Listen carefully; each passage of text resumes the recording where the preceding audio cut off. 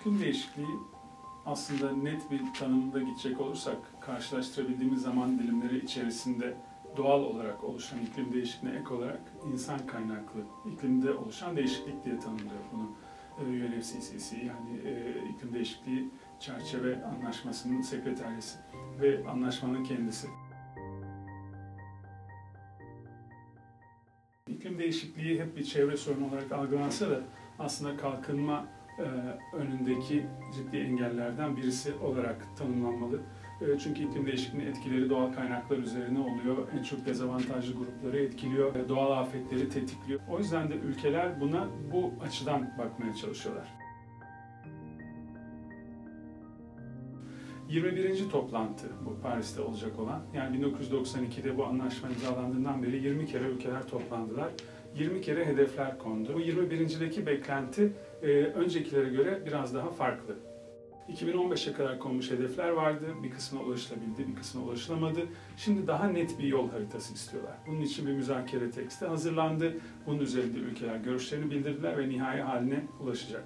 Tabii ki bir dokümana imza atmak yeterli değil. Konulan hedefler ve bu hedeflerin hayata geçmesi için de finansal mekanizmaların hayata geçmesini tartışacaklar. Şu anda kalkınmış ülkelerden daha dezavantajlı durumda ülkelerin hedeflerine ulaşmaları için ne tür fonların mevcut olacağını konuşacaklar, bunları nasıl yönetileceğini konuşacaklar. Ama beklenti tabii ki bu konuşmalarında en kısa sürede eyleme dönüşmesi. İklim değişikliğini çözmeyecek ama çözme yolundaki en somut adımların atılmasını sağlayacak. Biz bugün bütün muslukları kapasak bile iklim değişmeye devam edecek.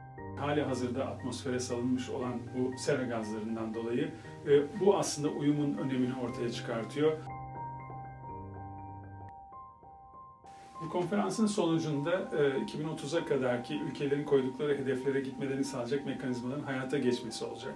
Sadece bir toplantı öncesinde ve kısa sonrasında iklim değişikliğinin gündemde kalması değil, iklim değişikliğinin bütün planlamalara, şahısların, bireylerin günlük hayatlarına kadar derc edilmesini sağlaması olacak. Yani ortaya çıkaracağı bir farkındalık olmasını bekliyoruz. Buraya gelene kadar aslında ülkeler tartıştılar. İlk defa Paris'te tartışılmayacak konu. Bir önceki toplantı Lima'daydı. Lima'nın ardından ortaya konan bir yol haritası vardı. Bu yol üzerinde pek çok toplantı yapıldı. Ve şu anda liderlerin önüne gidecek olan doküman aslında teknik birimler, ekipler tarafından birçok kere birçok toplantıda tartışılıp bu haline getirildi. Buradan bir şey çıkmaması alternatifini düşünmek istemiyoruz açıkçası. Türkiye için şöyle bir önemi var. Türkiye Kyoto protokolüne, yani bundan önceki hedefleri belirleyen protokole oldukça geç dahil oldu.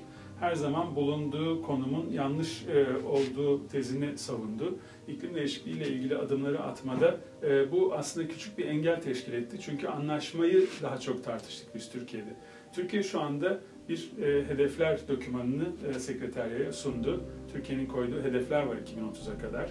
Bu hedeflerin ulaşılabilir olup olmayacağı, daha iddialı hedefler konup konmayacağı tartışılıyor pek çok farklı ortamda. Ama en azından Türkiye hedefini ortaya koydu ve bu hedefin hayata geçmesi için masada müzakerelere katılacak ve bu hedeflere ulaşmak yolunda da çalışacak.